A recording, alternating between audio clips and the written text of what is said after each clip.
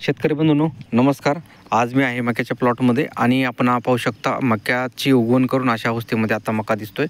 अधिकच्या पावसाच्या वातावरणामुळे या ठिकाणी तण नियंत्रण करणं मक्यामध्ये शेतकऱ्यांना अवघड जात आहे। तर काही तणनाशकांच्या माध्यमातून आपण तण नियंत्रण या ठिकाणी करू शकतो। शेतकरी बंधूंनो 3 वेगवेगळ्या प्रकारचे तणनाशके मी तुम्हाला या ठिकाणी सांगणार आहे। कंटेंट ते मार्केटमध्ये अवेलेबल आहे, त्याच्या माध्यमातून आपण अशा पद्धतीने तण नियंत्रण त्या ठिकाणी कमी खर्चामध्ये करू शकतो।